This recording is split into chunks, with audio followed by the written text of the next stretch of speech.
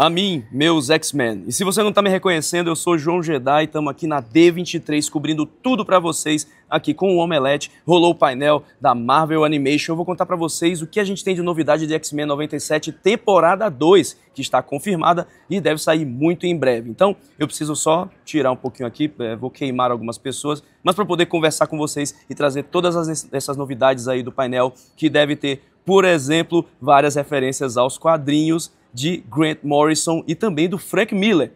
Pronto, agora a gente pode conversar melhor, porque o painel de X-Men 97 da Marvel Animation foi sensacional. Eu estive lá com o Thiago Romariz, a gente assistiu algumas prévias de X-Men 97, Your Friendly Neighborhood Spider-Man, What If, de Eyes of Wakanda, que vai ser a próxima série baseada na galera de Wakanda, no Pantera Negra, e também Marvel Zombies. A gente teve a finalização do painel com Marvel Zombies, que continua, por sinal, a história do episódio de Marvel Zombies que tem no What If. Mas vamos falar de X-Men 97, essa série que a gente tem coberto bastante no Omelete. Se você não conferiu a cobertura, tá no canal para você ver toda a análise de episódio.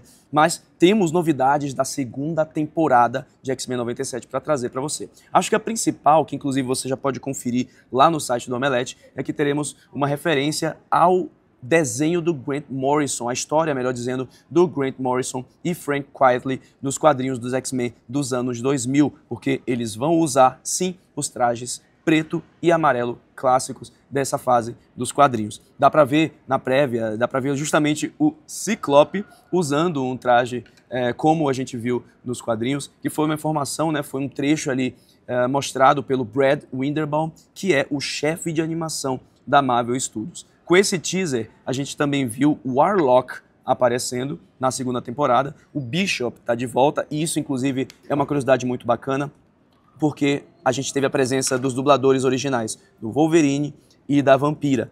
E ali, o dublador do Wolverine, ele falou que ele estava muito empolgado para ver a participação do Bishop, porque ele gravou várias falas com o Bishop lá atrás, na série animada original da década de 90, principalmente zoando bastante o Bishop por ele ser um viajante no tempo. Então ele até menciona uma fala que ele teve quando o bip do Bishop toca, né, o reloginho dele de viagem no tempo, e aí o Wolverine fala, qual é? Estão roubando o seu carro lá no futuro? Então ele enfatizou que está muito empolgado para ver a participação do Bishop nessa segunda temporada de X-Men 97. Outros trechos que a gente viu revelam que Magneto será julgado em uma espécie de tribunal. Vamos recapitular a segunda temporada de X-Men 97. A segunda temporada termina com Magneto, após ele ter zoado a Terra, né? Ele desligou, por assim dizer, os polos magnéticos da Terra e jogou o planeta no caos. Milhares, milhões, talvez bilhões até, morreram nesse processo. E aí o Professor Xavier consegue reverter, controlando à força a mente de Erik Lehnsherr. Então, com isso, o Magneto, obviamente, é um grande criminoso e agora ele vai ser julgado. O que é interessante é que a primeira temporada termina com essa galera toda indo ou para o passado ou para o futuro. Então a gente tem uma parte dos X-Men, como por exemplo o Ciclope e a Jean Grey, indo muito para o futuro, com a história lá da filha deles, a Rachel Summers, aí é o nome dela, que é a mãe Ascani. E a gente também vê o Cable criança nesse processo, né? E é muito curioso isso, porque eles estão no futuro, a família Summers reunida, e o pessoal do Xavier, o Magneto, a Vampira, o Noturno, eles estão no passado, eles estão justamente encontrando En-Sabah-Nur, que é o Apocalipse.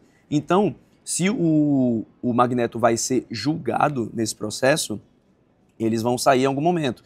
Por exemplo, o Ciclope e a Jean Grey, usando os trajes da saga do Grant Morrison e do Frank Quitely, talvez também saiam disso em algum momento. E a gente teve até pouca coisa do Apocalipse nisso. O que a gente teve foi, inclusive, o teaser, ele inicia com o Apocalipse com a mão na carta do Gambit, falando sobre a quantidade de mortes que teve lá em Genosha, que, por sinal, foi como a gente terminou a cena pós-créditos, né, de X-Men 97.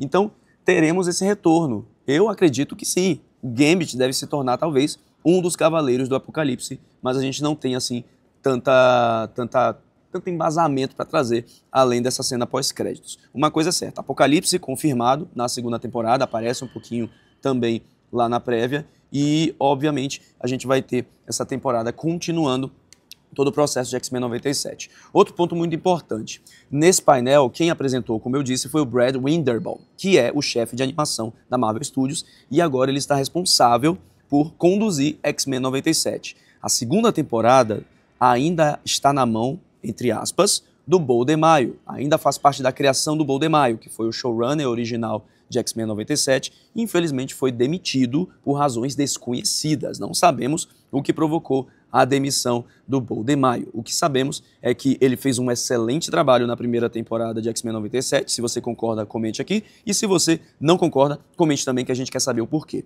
Mas uma coisa é certa. O fato dele ter sido demitido traz uma queda, eu acredito, para X-Men 97. Essa segunda temporada ainda faz parte, pelo menos até onde saibamos, do trabalho do Paul DeMaio. Ainda faz parte do que ele escreveu, do que ele planejou para essa história de X-Men. E o que sabemos é que também há uma história certamente planejada ali para a terceira temporada, mas não terá mais envolvimento do Paul DeMaio. Terá envolvimento, sim, totalmente direto do Brad Winderbaum, que vai conduzir a história.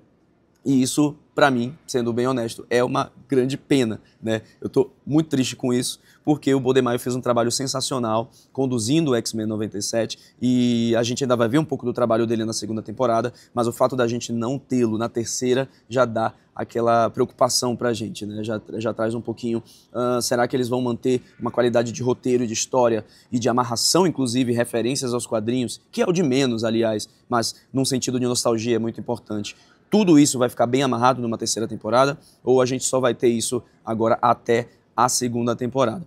Eu prefiro apenas torcer para que tenhamos sim uma segunda temporada muito boa. Outra coisa que eu preciso falar para vocês, que eu preciso comentar para vocês, é que a gente vai ter uma referência à clássica HQ do Wolverine, do Frank Miller, que ele tá chamando assim, ó, com o dedinho, sabe? A gente vai ter uma cena disso, com o Wolverine fazendo. No teaser que foi exibido, isso foi mostrado e foi motivo de aplauso para todo mundo lá. Foi uma cena que, assim, é uma pequena referência, sabe? É um pequeno presente que os fãs vão ganhar de X-Men 97, mas só isso já dá aquela levantada de moral, já anima a gente para uma segunda temporada. Então, o que eu acredito que a gente pode ter nessa segunda temporada é o time dos X-Men, metade deles, pelo menos, incluindo Fera, né, o Magneto, o Professor Xavier e Vampira, e Noturno, se bem me lembro, ali no Egito com Ensabanu. Provavelmente eles devem retornar para o tempo padrão, e no futuro, Rachel Summers, a mãe Ascani, vai estar com papai e mamãe, Scott Summers e Jean Grey, e ali o Cable também. Provavelmente essas histórias vão se amarrar com o Apocalipse no presente, que é onde ele aparece. Então, em algum momento, tanto os X-Men do passado quanto os que estão no futuro vão se reunir no presente para enfrentar o Apocalipse, talvez também com o retorno do Gambit. O Gambit voltando como um dos cavaleiros do Apocalipse, e assim a gente ter o embate final, ou talvez inicial, contra o Apocalipse, né? Porque é um embate muito incrível nas HQs da Era do Apocalipse, que ainda dá para ser estendido por mais temporadas. Então a gente pode ter, por exemplo, em alguma oportunidade, o Wolverine sem a mão, né, com a sua proteção de metal, de adamantium, e aquele cabelo feral que inclusive a gente vê em Deadpool e Wolverine. Se você não viu, inclusive, poxa, foi mal aí, mas foi uma referência muito legal de X-Men, né, de Era do Apocalipse ao Wolverine que foi feita.